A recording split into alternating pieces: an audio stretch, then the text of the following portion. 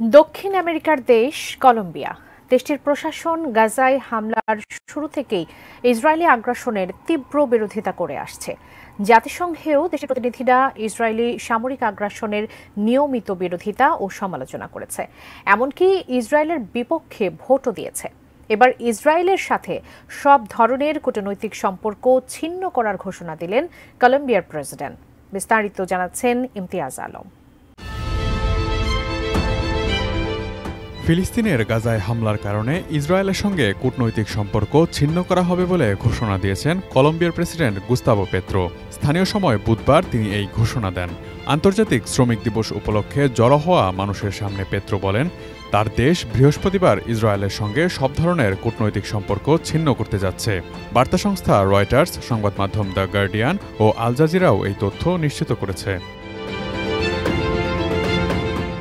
গাজায় হামলার শুরু থেকেই ইসরায়েলের প্রধানমন্ত্রী বেনিয়ামিন নেতানিয়াহুর কঠোর সমালোচনা করে আসছেন পেত্রো।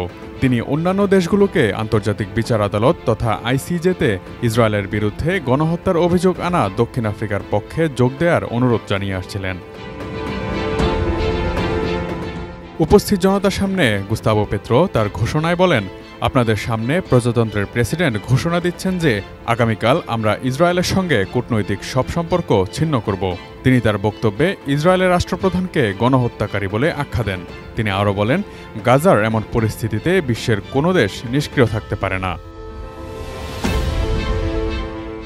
গত বছরের অক্টোবরে গাজায় হামলার পরপরই ইসরায়েলের সঙ্গে কূটনৈতিক সম্পর্ক ছিন্ন করে দক্ষিণ আমেরিকার আরেক দেশ বলিভিয়া। সে সময় কলম্বিয়া, চিলি ও হন্ডুরাস সহ দক্ষিণ আমেরিকার আরও কয়েকটি দেশ ইসরায়েল থেকে তাদের রাষ্ট্রদূতদের প্রত্যাহার করে নিয়েছিল।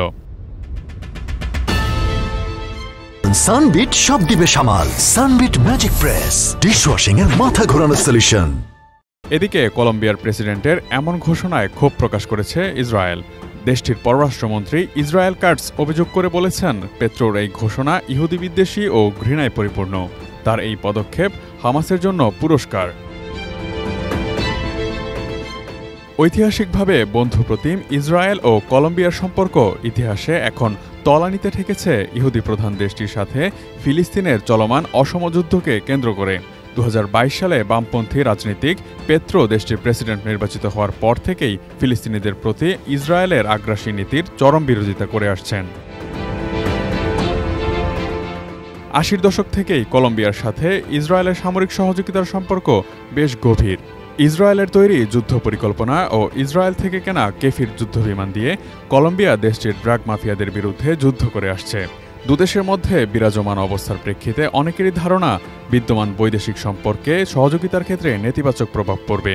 তারপরও মানবতার পক্ষে দাঁড়িয়ে কলম্বিয়ার এমন সাহসী পদক্ষেপ গ্রহণ অনেক দেশের জন্যই অনুকরণীয় বলে মনে করেন আন্তর্জাতিক সম্পর্ক বিশ্লেষকরা।